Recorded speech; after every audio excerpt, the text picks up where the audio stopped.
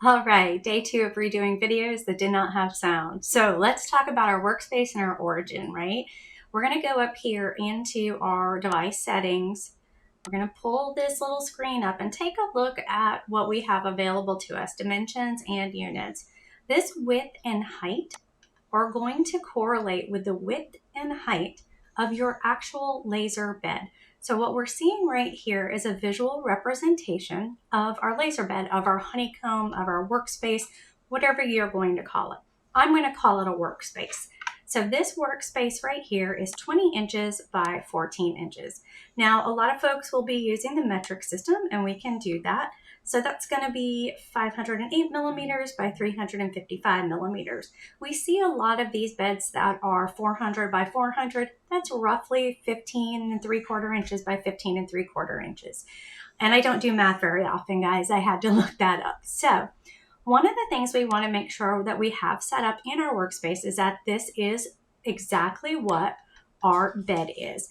We cannot make this bigger and run a bigger piece on our laser. This is actually the physical dimensions of our laser bed. So this isn't going to change.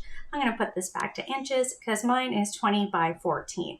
The other thing we want to look at here is our origin.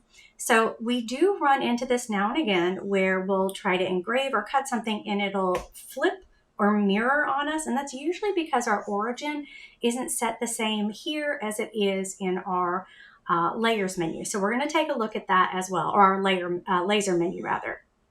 The other thing I want to show you real quick while we're here is if you are using a diode, make sure you are using this side here. This is your CO2 galvos, and this is going to be for your diodes. For those of you out there using fibers, you have a whole nother world that we will be getting into this summer a little bit more. So now that we've gone through there, we'll look at the basic settings. There's not really much we have to touch here. If you are using a print and cut system, there will be a button down here that allows you to fire the laser, which allows you to help set up your print cut. I don't have that here for mine, but you may see that and need it. Additional settings, this is just the speed simulation of how fast your laser may or may not be able to go. You should leave this at the default by the manufacturer unless you have a tutorial that shows you to do something different. So back to dimensions and units, I'm gonna go out of here. And I'm also gonna remember that my origin is the top right because we're gonna take a look at that next. So if I'm in here, I'm gonna hit F12 and I'm gonna bring my layers back up, or my windows back up. And I'm looking at my laser window. And I'm looking at my origin here. So we want to make sure that our origin matches top right here as it was in our device settings.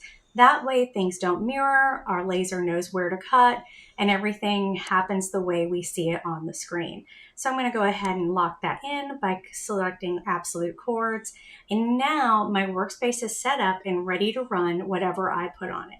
Thanks so much, and I hope you guys have a wonderful day, and I hope this helped someone today.